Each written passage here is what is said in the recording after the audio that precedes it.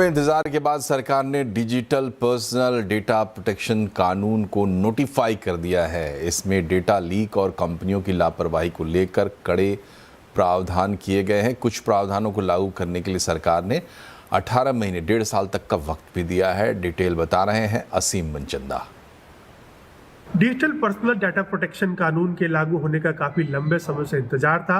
अब सरकार ने इसको आखिरकार नोटिफाई कर दिया है। तो अब किसी भी कंपनी को अगर किसी व्यक्ति का डाटा लेना है तो सबसे पहले उस उपभोक्ता की मंजूरी लेनी पड़ेगी। उसको बताना पड़ेगा कि डाटा किस पर्पस के लिए लिया गया है, उसका इस्तेमाल किसी और पर्पस के लिए नहीं हो सकेगा।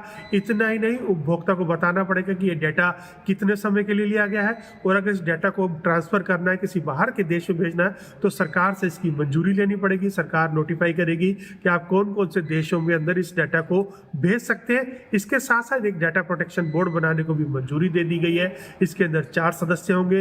अगर किसी कंपनी का कोई डाटा लीक होता है तो सबसे पहले बताना पड़ेगा कि ये डाटा लीक हुआ है या नहीं हुआ, तो वो डाटा प्रोटेक्शन बोर्ड इसकी जांच करेगा। और अगर गलती पाई जाती है कंपनी की, तो कंपनी के ऊपर 250 करोड़ रुपए तक का जुर्माना लग सकता है। तो इसके प्रावधानों में एक बड़ा प्रावधान ये भी रखा गया है कि अगर कोई बच्चा है उसको अपना अकाउंट बनाना है तो उसके लिए माता पिता की मंजूरी लेना अनिवार्य होगा। यानी कि कोई बच्चा अगर सोशल मीडिया कंपनी किसी पर अकाउंट बनाना चाहता है, यूट्यूब या इंस्टाग्राम पे, तो उसके माता पिता की मंजूरी लेना यहाँ पर अनिवार्य कर दिया गया। तो इस प्रोविजंस को लागू होने के लिए फिलहाल सरकार ने काफी समय दिया है। तो कई सारे प्रोविजन है जिनको कि तुरंत प्रभाव से लागू कर दिया गया, लेकिन कई प्रोविजन को लागू करने के लिए कंपनी को 1 साल का वक्त दिया गया।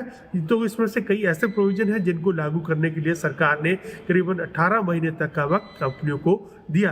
तो अब ये डाटा प्रोटेक्शन कानून लागू हो गया।